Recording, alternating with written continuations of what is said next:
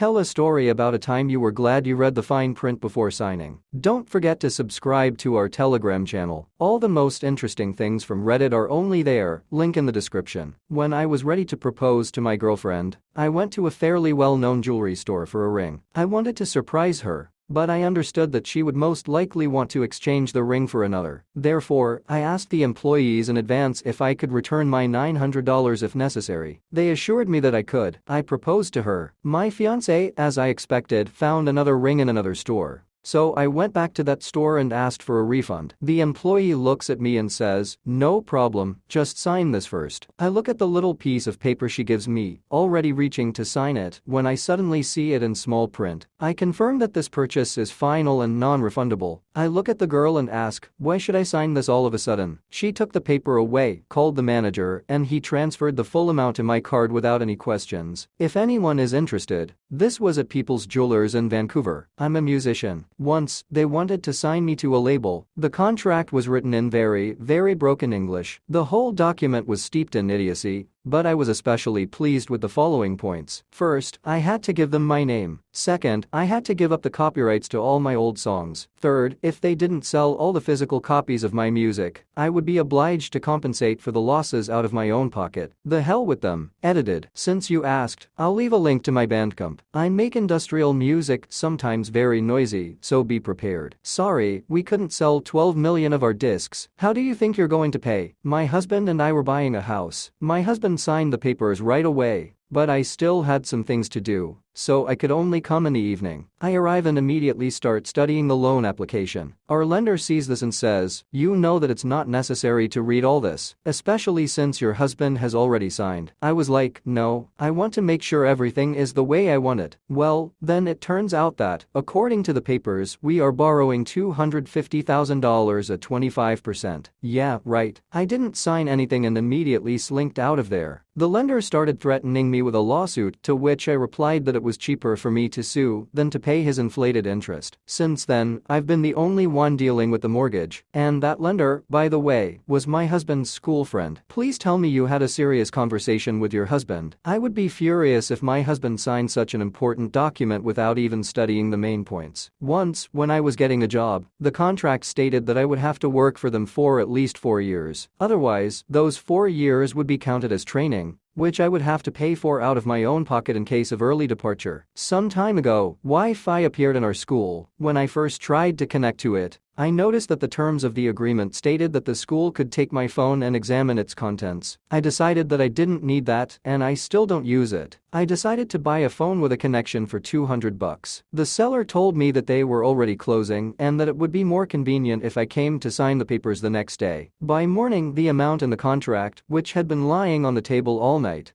had miraculously changed from 200 300. I caught them on this and went to another store. My wife and I came to the car dealership to register our first car. We were going to take it in installments because the dealership had a special offer for recent college graduates that allowed us to apply for a loan without additional interest. Their financier offered us 2 loan options, one for 3 years, the other for 5 years. While we were talking, he assured us that both options were without interest. So we agreed to 5 years to reduce the payments. Then this same guy gives us the papers and hurries us to sign them as soon as possible. But we are not completely stupid. We start reading the details. And what do you think? It turns out that the 5-year loan does not fall under their promotion and that we will have to overpay 6.5% under this agreement. In my opinion, this is much more than zero. We got angry and started threatening to leave now. Then they, realizing that they would now miss customers, made concessions and gave us a discount on the car. Damn, how many graduates fall for this? Signing papers blindly. The guy who rented me the apartment allowed me to move out a month before our contract expired because he already had the next tenant in mind. To do everything according to the law, all that was needed was my written consent to move out ahead of time and one piece of paper that would change the terms of the original contract. When he brought it to me to sign,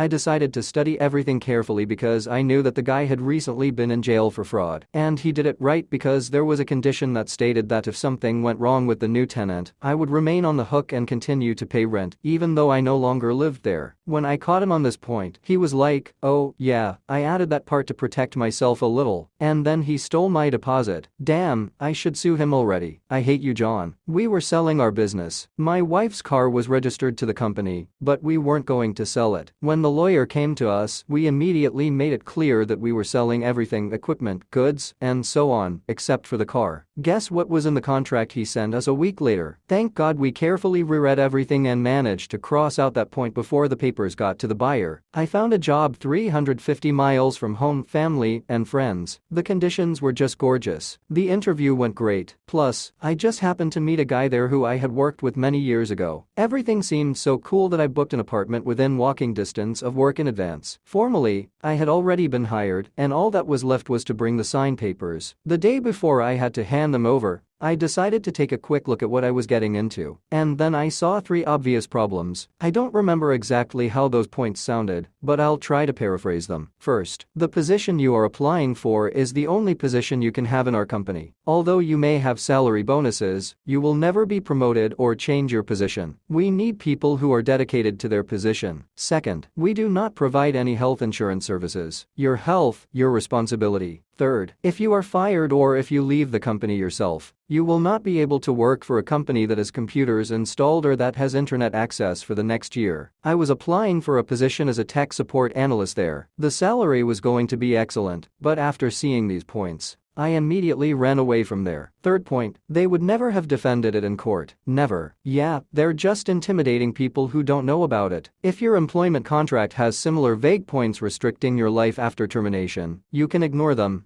as they almost never have legal force. At my last restaurant job, we were sent new terms of employment. I open it, and there's a clause about non-competition. This is when, after leaving work, you are not allowed to work in the same industry for some time. I told my colleagues about this, as a result of which almost no one signed the new agreement. A week later, the management had to redo it. A ban on competition in a restaurant. What mysterious secrets does your restaurant hold? This is so they don't quit. If you don't give a person the opportunity to work somewhere else, they will tolerate their job to the last. If you suddenly think that you will not be able to work in other places, the non-competition clause only works when it comes to industry secrets that can give another company an incredible advantage. But even in these cases, the court has yet to decide whether the ban was justified or not. As a rule, it's 50-50. It's here. Once I decided to take out a gym membership instead of the promised $250. Annoyed that I had been deceived, I went home. I hardly slept the next night because I was still angry. In the morning, I decided to call them and find out if there was any way to cancel the membership, to which they told me that this was only possible if I moved to an area where they didn't have a gym. A day later, I read our contract and found a clause that said that the membership could be cancelled without any explanation within 2 weeks. And then only 3 days had passed. After that, I quickly achieved its cancellation. Did they return the money back? Yeah, every penny. I arrived at the dealership to pick up my car. They give me papers to sign. I start reading, and there is a clause in which I have to allow them to lend my personal information to third parties. No way. What kind of business did you have with them? For the first time in my life, I brought them a car for repair. They took it, fixed it, but wouldn't return it without a signature. When I got to that point, they had to erase my data from the system. After that, I just took my keys and left. A car mechanic has the right not to give you the car, only if you have not paid for his services. If the bill is paid, then they cannot keep your car. Otherwise, it's a theft. In such cases, you can safely call the police. I was looking for a new room. I went to see another apartment. I liked it so much that I was already ready to give a deposit, but I decided to study the rules of the house, which were sent to me in advance by email, just in case. It is important to add that while I was looking at the apartment, I was given some other rules.